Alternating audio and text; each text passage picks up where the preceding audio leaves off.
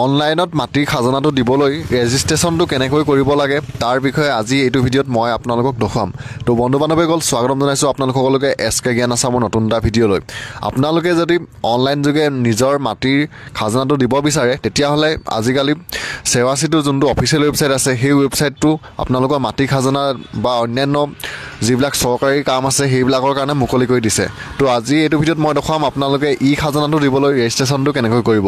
তো আপোনালোকে অনলাইনত খাজনাটো যদি দিব বিচাৰে আপোনালোকে খাজনাটো প্ৰথম ৰেজিষ্টাৰ কৰিব লাগিব আৰু ৰেজিষ্টাৰ কৰা 10 দিনৰ পিছতহে আপোনালোকৰ খাজনাটোৰ কিমান পইচা হয় কিমান টকা আপোনালোকে সেই মাটিটুকুৰা দিব লাগিব সেইটো ওলায়। তো ইয়াৰ কাৰণে প্ৰথম খাজনা ৰেজিষ্ট্ৰেশ্যন কৰিবলৈ হ'লে সেৱা সেতু ৱেবছাইটটোত আপোনালোকে লগ ইন কৰি ল'ব আৰু লগ ইন কৰাৰ পিছত আপোনালোকে য'ত ছাৰ্ভিচৰ যোনটো এটা অপশ্যন আছে তাত ওপৰফালে চালে আপোনালোকে দেখিব আৰু তাত ছাৰ্ভিচত গৈ আপোনালোকে খাজনা বুলি চাৰ্চ কৰিব আৰু খাজনা বুলি যেতিয়া চাৰ্চ কৰিব তেতিয়া আপোনালোকৰ সন্মুখত এপ্লাই বুলি এটা অপশ্যন পাব আৰু আপোনালোকে এপ্লাইত ক্লিক কৰিব আৰু এপ্লাইত ক্লিক কৰাৰ লগে লগে পিছৰ পেজটো আপোনালোকৰ সন্মুখত এনেদৰে আহিব।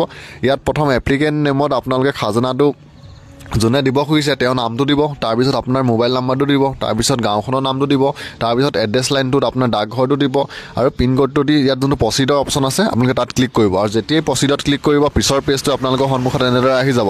তো ইয়াত আপোনালোকে আধাৰ বা পান কাৰ্ডৰ সহায়ত আপোনালোকে ইয়াৰ যোনটো ভেৰিফিকেশ্যন হয় সেইটো কৰিব লাগে। তো প্ৰথম যদি আপোনালোকৰ লগত আধাৰ কাৰ্ডটো নাথাকে তেতিয়া আপোনালোকে পান কাৰ্ড দিব পাৰিব। যিহেতু মোৰ লগত আধাৰ কাৰ্ডটো আছে মই সেইকাৰণে ওপৰটো টিক কৰিম আৰু তাৰ নেক্সটত ক্লিক কৰিম আৰু যেতিয়াই মই নেক্সটত ক্লিক কৰিম পিছৰ পেজটো মোৰ সন্মুখত এনেদৰে আহি যাব।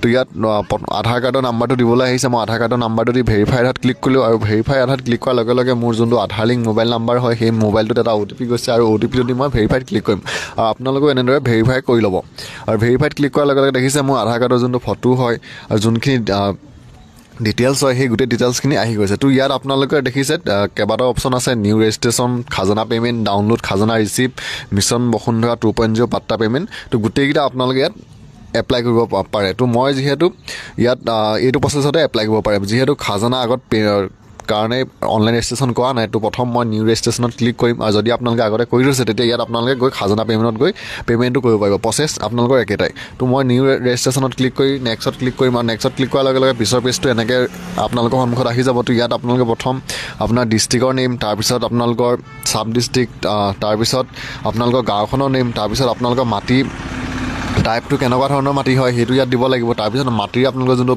ডাক নম্বৰ হয় সেই ডাক নম্বৰটো দিব আৰু সেই ডাক নম্বৰটোত আপোনাৰ নামটো ওলাইছে নাই সেইটো চাই আপোনালোকে এড লেণ্ড ডিটেইলছত ক্লিক কৰিব আৰু এড লেণ্ড ডিটেইলছত ক্লিক কৰি আপোনালোকে ইয়াত এজন নহয় আপোনালোকে 2-3জন মানুহৰ নামো ভৰাব পাৰে। তো মোৰ যিহেতু এজন মানুহ হৈ আছে মই এড লেণ্ড ডিটেইলছত ক্লিক কৰি নেক্সটত ক্লিক কৰিম আৰু যেতিয়াই মই নেক্সটত ক্লিক কৰিম দেখিছে এডত যেতিয়াই মই ক্লিক কৰিলোঁ মানুহজনৰ গোটেই ডিটেইলছখিনি ইয়াত আহি গৈছে।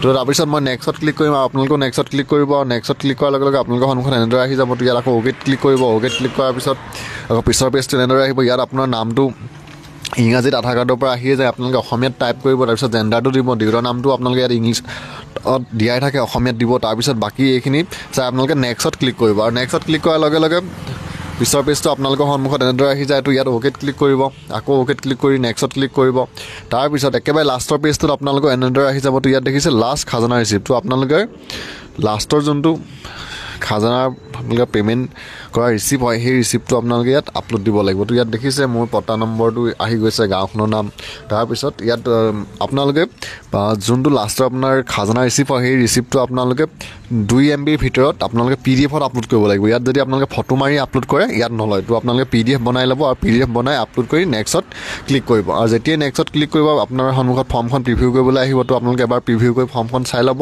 আৰু যদি চব ঠিকেই থাকে তো তেতিয়া আপোনালোকে তলত যোনটো I hereby declare debt বুলি যোনটো অপশ্যন আছে আপোনালোকে তাত ক্লিক কৰি ফিনিছত ক্লিক কৰিব আৰু যেতিয়া আপোনালোকে ফিনিছত ক্লিক কৰিব তেতিয়া আপোনাৰ যোনটো খাজানাৰ অনলাইন ৰেজিষ্ট্ৰেশ্যন হয় নিউ ৰেজিষ্ট্ৰেশ্যন সেইটো ইয়াত আপোনাৰ সম্পূৰ্ণ হৈ যাব। তো তাৰপিছত আপোনালোকে 40 টকাৰ পে'মেণ্ট এটা কাটিব লাগে আৰু সেই পে'মেণ্টটো কৰাৰ পিছতে আপোনাৰ যোনটো ইয়াৰ ৰেজিষ্ট্ৰেশ্যন কৰা ৰিচিপ্ট হয় সেই ৰিচিপ্টটো আপোনালোকে ইয়াৰ পৰাই ডাউনলোড কৰি ল'ব।